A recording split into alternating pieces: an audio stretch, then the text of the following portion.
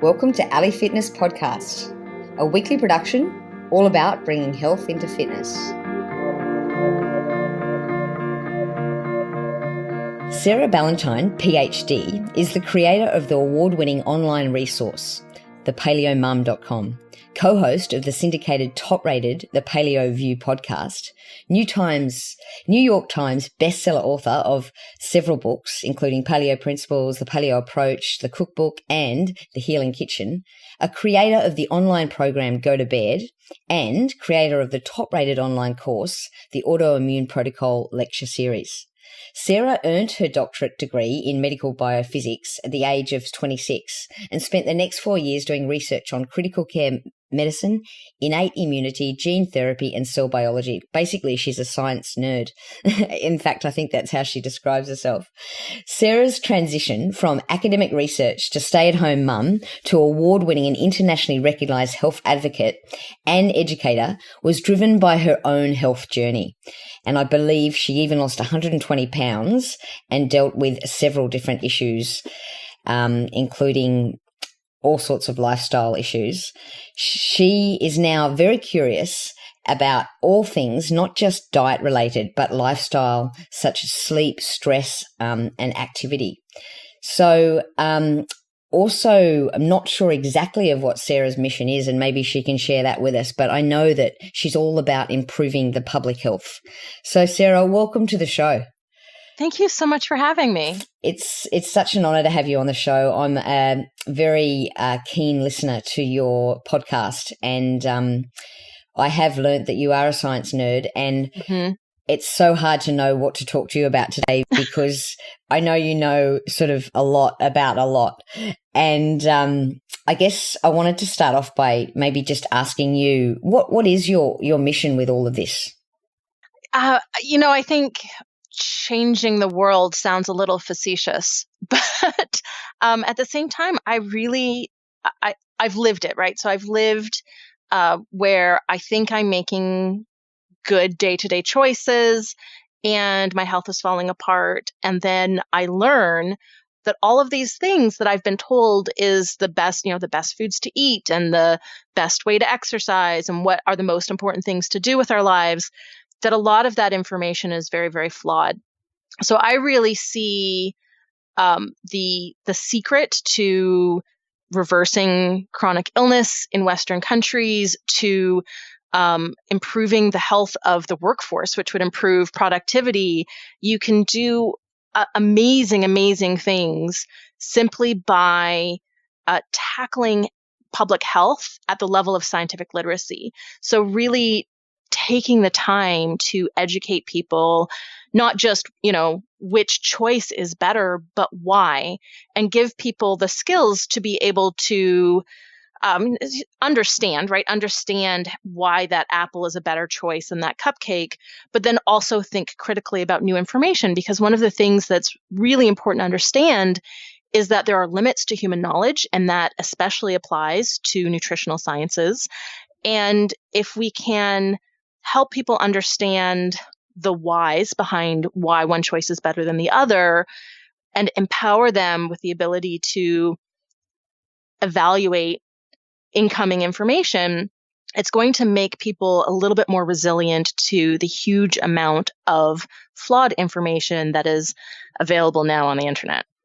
It's so true. And I think so many people have that dilemma of who to listen to. And I guess when they come across your work, at least they've found someone. So, so look, that's awesome. And I also love how you use the scientific background, the knowledge that you have, but you actually put it in the way that sort of the lame like myself can sort of understand it, which is awesome. In fact, I recently listened to the Joe Rogan podcast with Chris Kresser, and I believe he quoted you on the podcast. He did. And it's something that I wanted to talk to you about because I think a lot of words and names can really, I guess, pigeonhole people, and you're known as the Paleo Mom. And then Chris Kresser mentioned a term that you call nutrivore. Can you explain a bit about the difference, say, between paleo and nutrivore and where you're at with those terms? Yeah, so I think the first thing I need to say is that I did not come up with the term nutrivore. It is a term that really resonated with me, so I incorporated it when I first heard it, and I can't even remember. It was sort of a random conversation at a conference with someone, and I was like, nutrivore, that's great. I'm going to use that, and I can't even remember who it was. But it is that, we think of herbivores, omnivores, right? Carnivores. What a nutrivore is an approach to diet that respects the body's nutrient requirements. And the goal of being a nutrivore is to get the full complement of essential and non-essential nutrients that our bodies need to be healthy from food. And when you take a sort of nutrients first approach to diet, it actually really sort of automatically shuttles you towards high vegetable intake, a lot of seafood, grass-fed, high quality meat, eating snout to tail, so eating organ meat. Things like nuts and seeds would sort of qualify under this. And so as soon as you take a nutrients first approach, you end up defining a diet that looks very, very much like the paleo diet.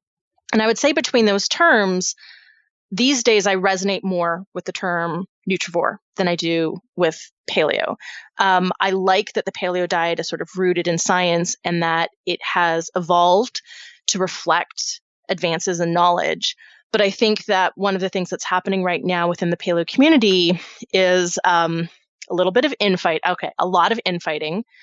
And as this community has grown, its message has gotten diluted and it has incorporated other alternative health communities that have different philosophies, some still based in science, some not, but that have become sort of synonymous with paleo. And I've found many of the conversations that I have had that have not been based in logic or scientific evidence have been very, very frustrating. And so right now, I think the paleo community as a whole is sort of at this crossroads where it's either going to come together again and continue to grow, or it will end up sort of fracturing. And you'll find that those of us who have been leading voices in the paleo movement will continue to be leading voices, but we may not necessarily use that type of branding anymore. And I'm kind of waiting to see what will happen. I think that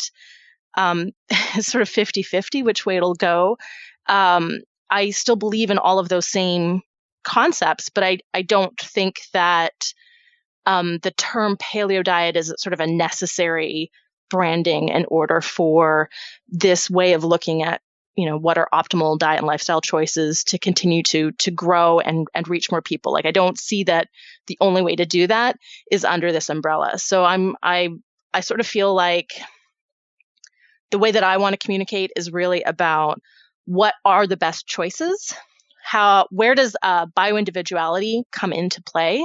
So what is going to work for one person and not necessarily for another person? What's universally true for everybody? And then how do you identify where your individual tolerance is within that spectrum of this may work for you and may not? And you can do that under the term paleo, but you don't have to. So I'm much more interested in just educating people in terms of best diet and lifestyle choices. And that's a passion for me, regardless of the terminology that we use. That's awesome. And I know the autoimmune protocol is a big thing with you and your clients, and you've helped a lot of people through that. And I guess I wanted to spend most of our time today talking about the gut. And the reason is because I know it's very complex, and I know that you're going to be able to explain it. And I also see so many of people, especially our listeners, who are fairly into exercise. Mm-hmm. And for some reason, they often get gut problems. And I'm hoping that you can sort of maybe tell us why. And another one of our listeners actually wrote in and asked, so Francisca Mickley, she actually has been on the AIP diet, but she found that even that wasn't enough for her gut healing. So tell us all about the gut, Sarah. Oh, that's okay. How long we got? 4 hours, right? Exactly. So I think there's 4 or 5 main sort of aspects of gut health. And I think with the Autoimmune Protocol, we talk a lot about the gut barrier. So we talk about leaky gut or increased intestinal permeability, which is related to diet and lifestyle very, very strongly, but it's also related to infection. It's also related to genetics, and it's also related to the gut microbiome. So the collection of bacteria and other types of microbes that live within our gut. And one of the things that I have been delving into, because I'm writing a microbiome book, is really understanding the nuances of that community of microbes in our gut and how they are interacting with the gut barrier, with these other aspects of immune system, like or these other aspects of gut health, like the immune system, like digestive health, and like our gut's hormone system. So all of those things actually need to be regulated well in order to address gut health. And when I was really refining the Autoimmune Protocol, I was really tackling it from a gut barrier perspective. Now, as I'm learning more about the gut microbiome, I really see those two things as being inextricably linked. So you can't fix the gut barrier without fixing the gut microbiome. And it just so happens that most of the dietary choices that you would make will address both. So the Autoimmune Protocol really has already all of the gut microbiome stuff sort of built in. High vegetable consumption, lots of seafood, organ meat. It turns out that our gut bacteria are also really sensitive to nutrient deficiencies. So just like our immune system will tend to get overstimulated if we're deficient in certain nutrients, our gut bacteria will tend to reduce in diversity. So we have fewer species if we're deficient in nutrients, and certain sort of like the most beneficial probiotic, wonderful species will also tend to die off. So we're losing some of the best species when we're nutrient deficient. So because the Autoimmune Protocol has this nutrient density focus, that's also really helpful for the gut microbiome. But as I've been learning, there's been certain foods that in my reading, I have really elevated to a higher status because of their impact on the gut microbiome. And the sort of most important of these is mushrooms. So in the sort of original formulation of the Autoimmune Protocol, mushrooms sort of fell under vegetables, right? They were, eat lots of vegetables. Vegetables is really important. Mushrooms are an example of a vegetable. But actually, mushrooms aren't vegetables. They're not plants. They are a fungus. And so they actually have types of fiber that are completely unique, types of fiber we don't see anywhere in the plant kingdom that feed beneficial strains of bacteria, again, sort of uniquely. So it's something that we cannot actually get from other types of what we think of as vegetables. We can only get them from different kinds of mushrooms, potentially also from things like yeast, but you're never going to be able to consume enough sort of kombucha and sauerkraut to be consuming that much fermentable substrate compared to mushrooms. So this is one of these like magic foods that for me, like mushrooms have become their own food group, and I put them on the same pedestal as I put vegetables, as I put seafood and shellfish, and as I put sort of grass-fed meat and organ meat. So like mushrooms have suddenly become, to me, a foundational food for healing. And it's because of its ability to increase the diversity of the gut microbiome and feed these uniquely beneficial strains of bacteria in a way that no other fiber type can. So mushrooms, I think, is like one of the big, like new understood secrets to the gut microbiome. There's some other like cool things that can help. So our gut bacteria love phytochemicals. They love polyphenols. So in the Autoimmune Protocol, we're getting that from eating a lot of vegetables and some fruit. But you can also get that from herbal teas, especially high quality herbal teas. You can get that from green tea or black tea. And so there's some other lights you can add that focus. We get some really amazing, again, sort of unique fermentable fibers from honey. So honey suddenly becomes the sweetener of choice on the Autoimmune Protocol because of this effect, especially it really mostly applies to raw honey. Again, obviously not consuming, not eating a jar full of honey with a spoon, but Incorporating some honey can also be beneficial for the gut microbiome. And that nutrient status piece is really important. So it turns out just being vitamin D deficient can inhibit the growth of beneficial strains in our gut bacteria. So there's some like really, really cool, to me, I've been nerding out about this now for months as I'm finishing up this book. But there's information that this is all from studies that are just mostly studies that are 2 to 3 years old. So this is mostly brand new information in the scientific literature, and it has actionable consequences for how we approach health now. So it's a really exciting, brand new, field of research. We didn't really understand that the microbiome was there and did anything until the mid 90s. Like this is all new information, but what we've learned in the last 2 or 3 years is actionable, and it changes. I think it changes how we define an optimal human diet, because you cannot be healthy without a healthy gut microbiome. Yeah, it's funny you say that, because one of the books that really, I guess, titles as well, that really stands out in my head so often is that Healthy Gut, Healthy You. I think Dr. Ruscio's book. And I guess there are a lot of people talking about the gut now too, but I really like how you defined a few foods that we can include in our diet. So how would you include those? And also, can you go into a bit of detail with mushrooms in particular? Because I know there's so many different types of mushrooms, and I don't know if Four Sigmatic is one of your sponsors, that you might want to give a shout out to them if they are. But they're great as well. But how do you start with mushrooms? Like there's so many different types. What are the best ones? So from a gut microbiome perspective, what you're really looking at is the fiber that's in mushrooms. So that really means eating whole mushrooms is the best option, rather than going to, say, mushroom extracts. Now, mushroom extracts, depending on the type of extraction, will still have a lot of fiber. So that is a sort of way of like supplementing with mushroom fiber. But it is definitely better to just start cooking with mushrooms more often. And I think that for anybody who likes mushrooms, that's not a big deal, right? And then I would say whatever mushrooms you like are going to be good here. They all have slightly different fibers. So just like it's good to mix up different vegetables, it would be good to mix up different types of mushrooms. But of course, mushrooms also vary in price point pretty dramatically. So your, standard cremini mushrooms are going to be the least expensive. And then you can get super fancy and go, your chanterelles for $30 a pound if that's accessible for you. So it's great to mix it up.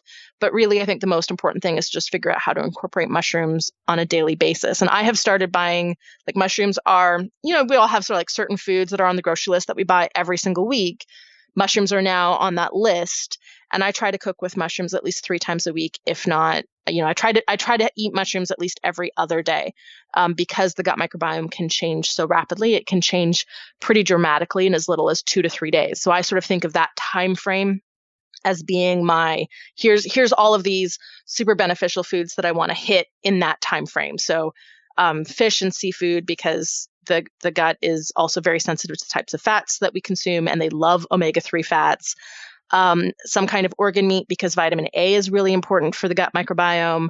And then mushrooms, cruciferous vegetables are, because of their phytochemical content, more beneficial for the gut microbiome than other vegetables, but eating a lot of just high fiber veggies in general. So with mushrooms, I would say, mushroom extract is going to be helpful from a gut microbiome perspective, but not as good as just eating the whole mushroom. And then from there, it's the same type of rule as anything. We get a variety of nutrients when we eat a variety of foods. And that is the best way that we can ensure that we get synergistic quantities of everything that the body needs. Excellent. And so in that research, did you find anything else, maybe even lifestyle factors, that made a big difference to the microbiome? Yeah, so that's one of the things that I think is really not well maybe recognized, right? So we think of lifestyle factors as, potentially being important for hormone regulation, for immune system regulation. That maybe is recognized a little bit more now thanks to the Autoimmune Protocol. But actually, activity, stress, and sleep all have profound impacts on the gut microbiome. The gut microbiome has a circadian rhythm, just like we do. So it cycles. It is sensitive to how much sleep we get. So we will lose diversity in the gut microbiome if we are chronically sleep deprived. We will lose diversity if we're under a lot of stress. And living an active lifestyle will increase diversity, except for the situation of when you're overtraining, which then causes a stress, because psychological stress and physical stress are really additive from a hypothalamic pituitary adrenal gland axis perspective. So when you have some kind of psychological stress, right, you've got, right, deadlines and bills and teenagers and those types of things, right? Things that everybody kind of has variations of those types of stressors. When you compound that with, it's typically endurance training that tends to be the most strenuous on the body, but you can hit this with a high intensity interval training class. You can hit this with, overtraining with weight training, right? There's other ways to overtrain, but overtraining can really add to that stress load and push HPA axis into dysfunction, which then impacts the immune system and impacts hormone systems, and it negatively impacts the gut microbiome. So if some of our listeners have hit that and they feel that perhaps their microbiome isn't quite right, where would you suggest starting? Would you implement those foods straight away? I've heard different sort of arguments where people say that fermented foods are great, but not if your gut isn't right. So some people, this is where we don't completely understand enough to be able to make sort of a broad sweeping. Like some people can jump into, they go from 2 servings of vegetables a day to 10. They jump right into it. They jump right into fermented foods, and they just like, wow, this is amazing. And in 2 days, they suddenly say, I've got all this energy. This is great. My, bowel habits have regulated. These symptoms have all gone away. And they can really make that really dramatic shift, and the microbiome just kind of adjusts. So we know from scientific studies that you can dramatically alter somebody's diet, and you can see huge shifts in the microbiome in as little as 2 to 3 days. Another person might do that exact same thing, and it causes GI symptoms, right? Suddenly they're dealing with, bloating and chronic diarrhea, and it's likely has to do with the exact species that are your starting point. So if you have, diversity, but sort of undergrowth, you can kind of feed them, and, your gut bacteria will, they'll divide, you'll have more of them, and you'll be feeding all those beneficial species. They will grow, they'll do all of the good things that they do. If you don't have that sort of starting point microbial diversity, which you might not have if you're really stressed, or if you've been on antibiotics recently, or if you've ever taken diabetic medications, or if you've ever taken antacids. So there's certain drugs that we know will, kill beneficial strains of bacteria in the gut. And it's not just antibiotics. Also, if you've been eating, if you've been exposed to a lot of pesticides, so if you've been eating non-organic food and choosing food that, depending on where you are, you don't necessarily know which foods they are. But if you've been more exposed to pesticides also can inhibit the growth of beneficial strains of bacteria. Especially, there's some recent research just from last year showing that glyphosate, which is the active ingredient in Roundup, has a really profound impact on the gut microbiome, decreasing diversity substantially. So all of those things could set you up to a situation where when you start upping fermented food intake and you're upping your fiber intake, you are perhaps you don't have enough sort of diversity in order to like have the whole microbiome just kind of go like, okay, this is great. We have all of this, fiber to eat, and we're going to be happy. And instead, you can impact peristalsis. So you're impacting gut transit time and maybe pushing things through the gut faster. So less water is removed from the contents of the large intestine, which can then cause the symptom of diarrhea. Or if you have certain strains that are there that overgrow very rapidly, they can, as they sort of ferment vegetables, they can produce a lot of gas. They can They produce short-chain fatty acids, which can also change sort of the environment and the acidity, and that can also change peristalsis. So you can end up in a situation where that dramatic shift in diet causes GI symptoms.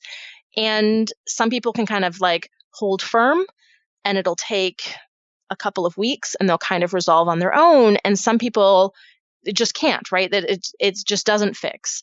And so you don't really know where you are on that spectrum until you try starting to eat some of these good foods. But I think it's really important to have a big picture. What are all of the good things that my gut bacteria will need? What are all of the things that I can address? Nutrient sufficiencies. Our gut bacteria also need protein, so eating some animal foods is really important. They love omega-3 fats, so eating some seafood is really important. They don't like a high-fat diet, so keeping fat intake moderate is really important for the gut microbiome. Phytochemicals are amazing, so we're getting those from vegetables and fruit. So we've got a lot of different things that we know, and soluble fiber and insoluble fiber are both important. So we're getting more insoluble fiber from non-starchy vegetables and more soluble fiber from starchy vegetables. So a mix of those things is really, really important. And fermented foods is providing new species. So especially like a wild fermented sauerkraut, we're getting exposed to maybe 600 different species of beneficial bacteria and yeast in a wild fermented sauerkraut. So that's helping to re-inoculate the gut. And so what people can do is, have all of those things. These are all the things that I know are good. I know I need to get enough sleep. I know I need to be active, but not overactive. And I know I need to manage stress. So here's all of the things that are going to be good for the microbiome. And then make the lifestyle stuff you can kind of jump into. But with the diet stuff, you can approach it iteratively so that you give your microbiome some time to adjust with each step, so you're not making that big dramatic shift that can sort of drive into symptoms. And that's where if you are a person who's getting crazy symptoms, that's where taking a probiotic supplement can be very, very helpful. Different probiotic supplements will work for different people. So if the first one doesn't work, try a completely different formula. There is some really interesting research in soil-based organisms because our gut bacteria do something called cross-feeding. So some bacteria don't eat what we eat. They eat other bacteria's poop, basically. So other bacteria eat what we eat. They make metabolites, and that's those metabolites that some beneficial strains eat. So sometimes it's a question of not having, it's not a lactobacillus and bifidobacterium problem, which are the strains we're getting from a lot of fermented foods and a lot of probiotics, but it's more the soil-based organisms that are missing, that are creating all of these products that other bacteria are feeding on. And so focusing more on like a bacillus-based probiotic can actually provide that sort of missing link. And so those are the bacteria that create an environment that is conducive to these other beneficial strains to grow. So it's a very complex system, and we don't have right now a way of sort of precision editing the microbiome, which I think is where medicine will probably go in the next 30 to 40 years. But right now, we can only sort of say these like big, broad strokes of these foods are good, these foods increase diversity, these foods feed these beneficial strains, these nutrients are really important, these lifestyle factors are really important. But we can't do a stool analysis. You have these guys, therefore eat this to bring up your levels of this. Like we don't have an ability to sort of customize for each individual at this point. We just have these like broad strokes. We know that all of these things are really, really good for the microbiome. Okay, so even doing a stool test wouldn't tell you what, say, probiotic you should probably take? Generally not, but what a stool test will tell you is whether or not you have strains that really should be tackled with an antimicrobial. So if you have something like small intestinal bacterial overgrowth, if you have severe gut dysbiosis, sometimes it's not as simple as supporting the good guys. So if you grow the good bacteria, generally they will suppress the growth of pathogenic bacteria. They sort of outcompete them basically. And they change the pH of the gut. So most of the beneficial strains like a more acidic gut, and most of the pathogenic strains like a more neutral pH in the gut. So by feeding the good bacteria, you increase the acidity, and then that will also change what type of bacteria are growing. So sometimes you can just like change diet and like everything will just sort of sort itself out. But what stool analysis can do, and this is definitely like a work with a functional or integrative medicine practitioner who's really savvy about this kind of stuff, they can look at that and go, I mean, you definitely want to know if you have parasites, and you definitely want to treat them if you have them. And otherwise, if you've got some really like undesirable strains of bacteria that are dominating your gut, you would want to combine probiotics and changes to diet and lifestyle with some kind of antimicrobial treatment. And what works best is very dependent on the strains. So sometimes what works best is botanicals, things like berberine or lauricidin, and sometimes what works best is antibiotics. And so depending on exactly what's going on, you might want to do one of these antimicrobial protocols and then work on building up a healthy microbiome afterwards.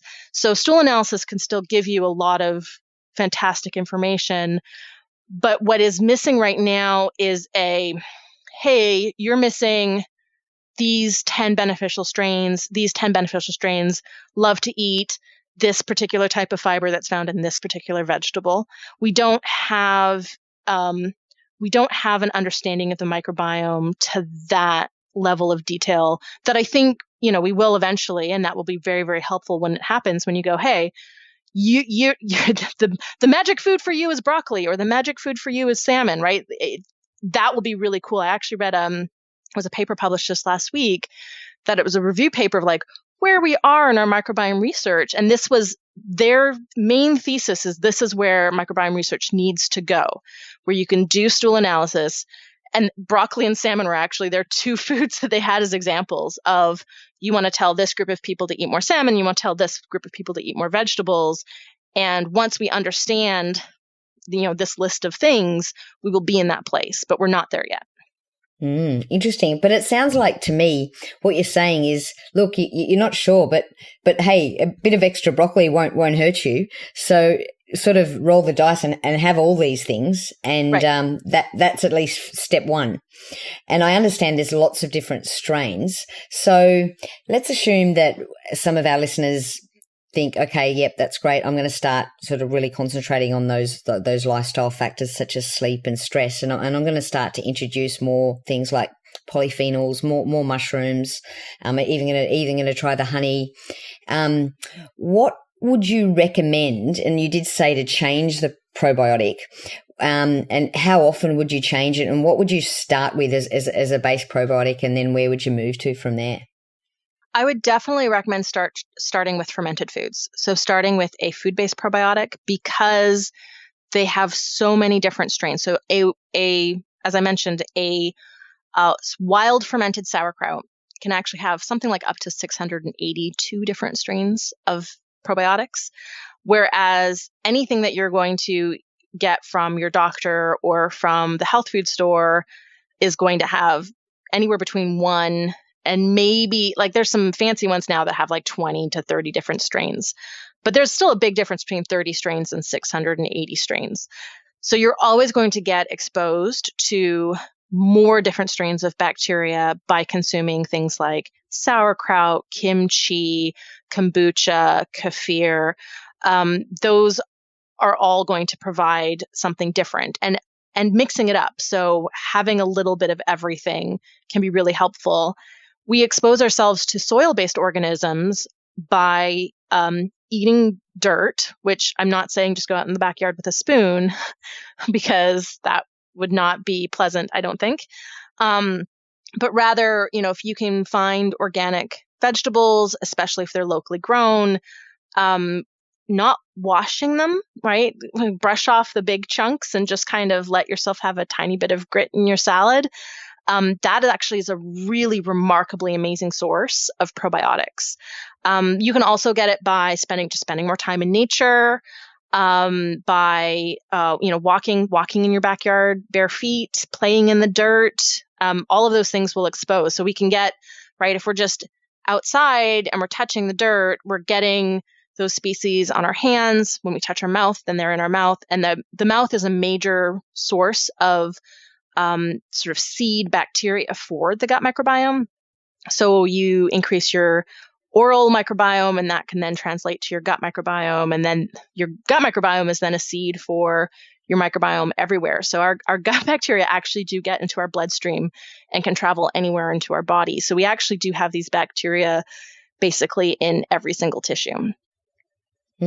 Excellent. I'm not sure the quality of dirt these days, though. Would you still recommend playing in the dirt, knowing sort of what's in our dirt?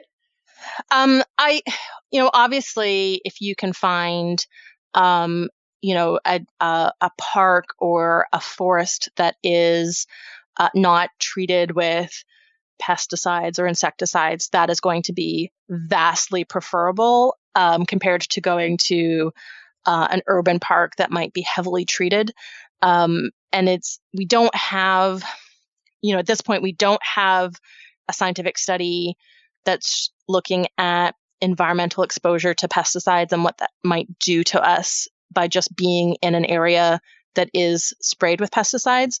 But if you're looking at something like Roundup that interferes with bacterial metabolism, even if you're exposed to those good bacteria, by being in dirt that was treated with Roundup as a weed killer, they're not going to be able to produce the same beneficial metabolites as the exact same bacteria if it wasn't exposed to Roundup.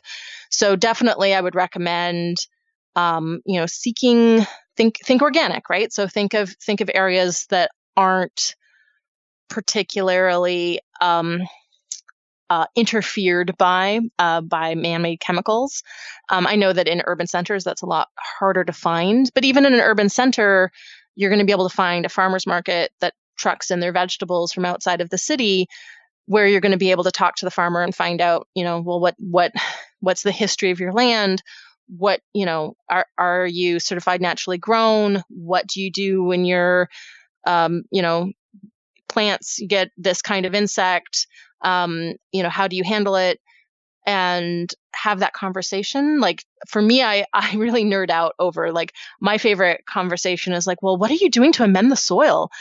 Because I'm interested in amending the soil in my yard. And so I just nerd out with my farmers, and they say, oh, I trucked in all these oyster shells from the shore and then ground them up. And to me, that's just a fascinating conversation. But when I know that a farmer is taking time to amend their soil and increase the nutrient density of their soil to be able to grow better fruits and vegetables in that soil, and they have a philosophy where they don't use pesticides, I know that the dirt that's on their vegetables and fruit that they've grown is going to be okay dirt for me to consume. So I think depending on where we live, it can require a little bit more effort to find those sources, but it doesn't necessarily mean driving for 2 hours out of the city in order to find some, natural bit of forest. Absolutely. That was a great explanation, Sarah. Sarah, something else that you mentioned, which I guess is a bit maybe controversial, especially in the sort of the paleo keto world. And you said that high-fat diets aren't good for the microbiome. You caught that, huh? I couldn't help to. Can you tell us a bit more about that?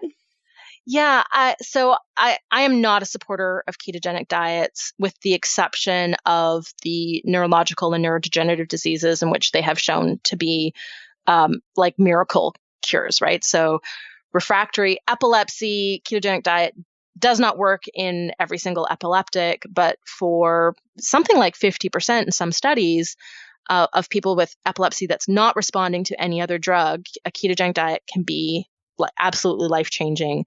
It's not the only potentially life-changing things, right? Like CBD oil has also been shown to be potentially life-changing, again, in 30 to 50% of people of epileptics with refractory epilepsy. It can be amazing. So ketogenic diets kind of, for me, get put into this like therapeutic intervention category. The problem that I have with them generally is that, they're designed to mimic starvation. They're called nutritional starvation. They were created about 100 years ago for epilepsy, after the observations that a long-term water fast would reduce epileptic seizures. And the problem with a long-term water fast is you don't live very long if you don't eat. So the ketogenic diets were developed as a way of providing enough energy so that people wouldn't starve to death while keeping all of the biochemical pathways that are stimulated by starvation going. So the problem that we have with that is there's like side effects of triggering those biochemical pathways. Things like loss of bone mineral density, loss of lean muscle mass, suppression of thyroid function, suppression of sex hormones, especially in women. There's suppression of the immune system in general. So we see in these epileptics that they're more susceptible to infection. The way the immune system is suppressed is very, very bad for people with autoimmune disease. It has the capacity to flare autoimmune diseases, at least when you look at what cell types are being impacted by a ketogenic diet. And we see all of this in the scientific literature as adverse reactions in, various long-term studies looking at people with epilepsy. We see in the weight loss studies that people on a ketogenic diet are losing more lean mass than people just limiting their calories, but having sort of balanced macronutrients. And I don't feel that this is being appropriately represented in the information on ketogenic diets that are being presented to the public. So there's all of these side effects of a ketogenic diet that are worrisome, that are problematic for long-term health. There's certain people, it will dramatically increase cardiovascular disease risk factors, although that doesn't happen in everybody who follows a ketogenic diet. And it doesn't provide enough fiber to support a healthy and diverse gut microbiome. So I have a lot of concerns about a ketogenic diet for general use, right? So this has been what's happened in the last sort of 10-ish years is the ketogenic diet has been gaining popularity as a weight loss strategy. And meanwhile, it tanks metabolism, you lose lean muscle mass, it lowers, suppresses thyroid. Yeah. All of these things that make maintaining that weight loss impossible. Look, I think what I'm going to do is I just want to save you from having to sort of repeat some things, because you've given an excellent Paleo FX talk, and for our listeners, I'm actually going to link to the YouTube. I think the title was "The Danger of Ketogenic Diets and Why Most of Us Shouldn't Do It." Yeah, and I think that pretty much sums everything up. It's really good, and I just think for time, I want to move on and just ask you. Then you say high fat diets. Yes. Aren't the best, but I'm assuming that you still recommend fat in the diet.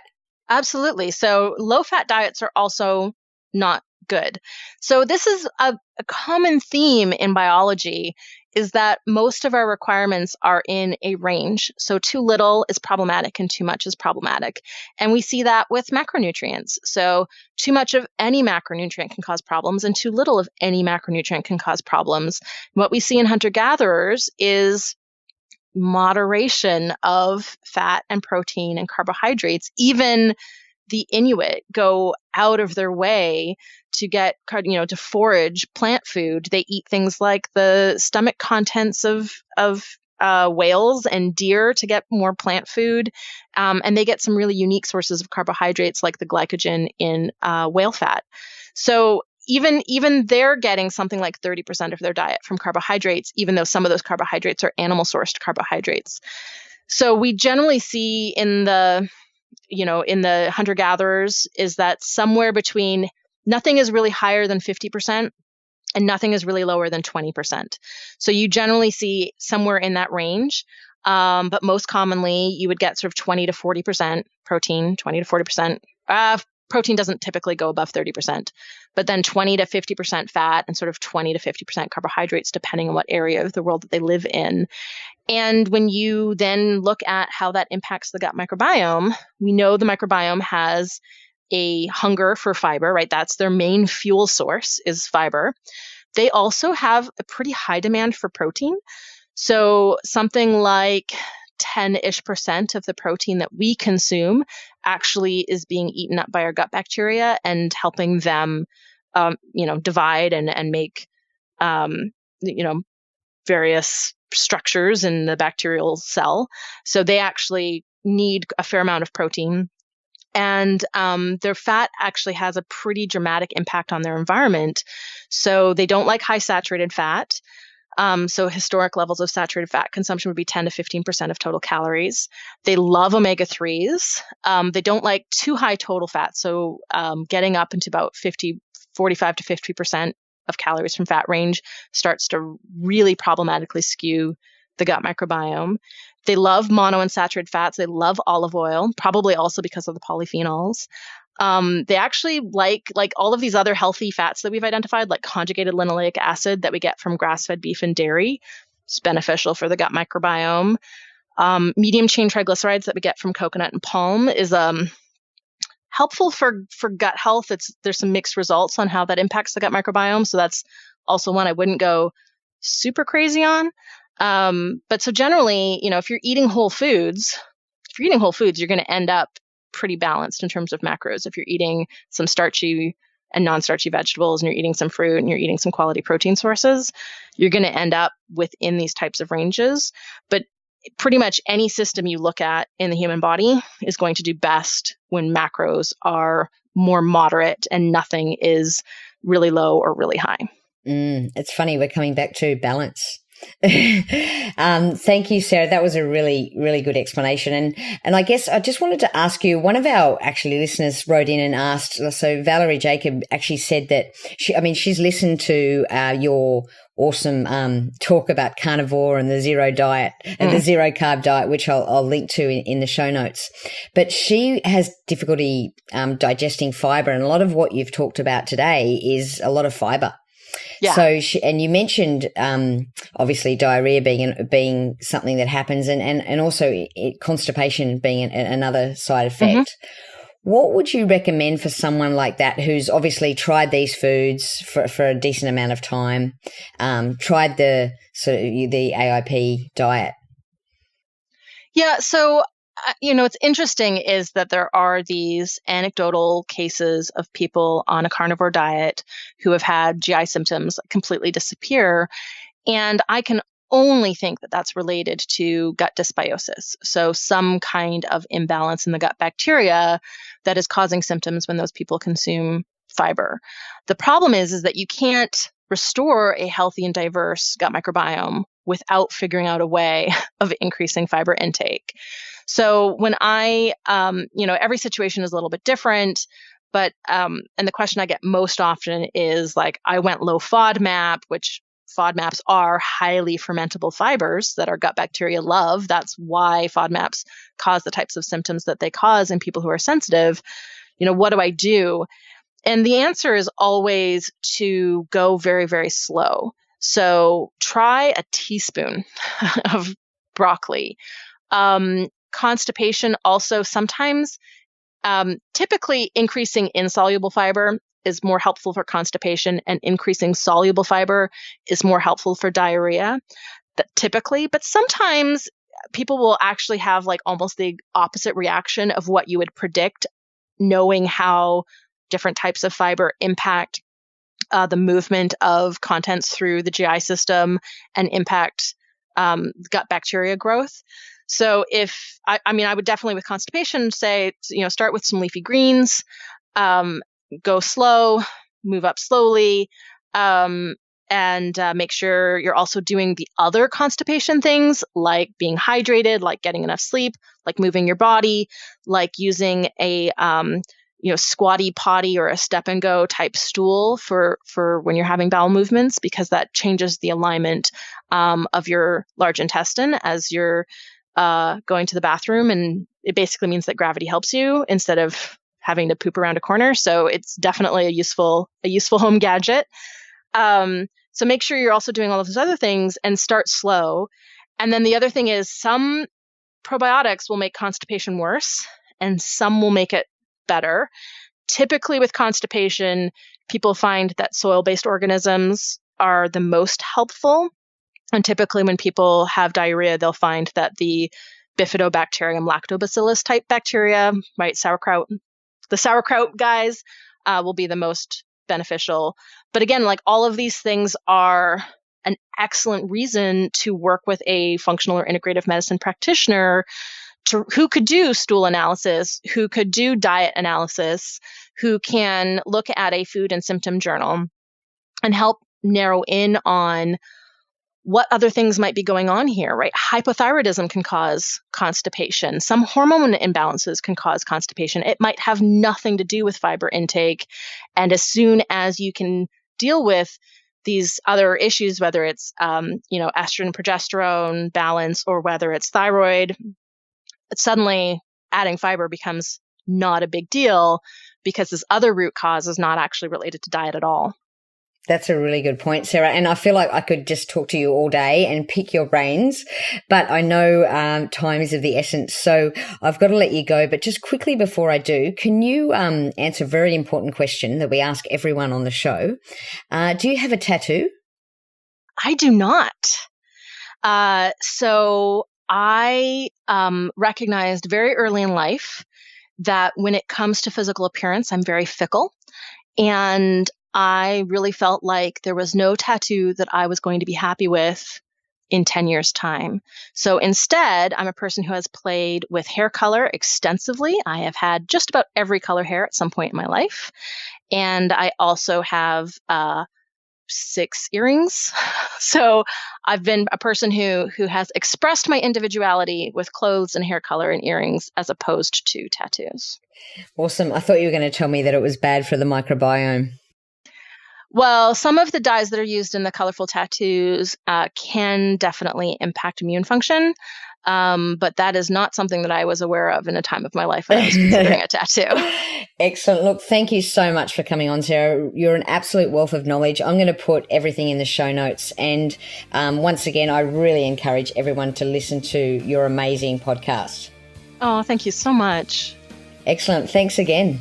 Thank you for having me.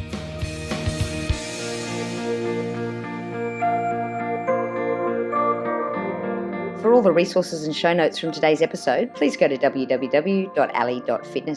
If you liked today's episode, please show your appreciation by going to iTunes, give us a 5-star review and subscribe.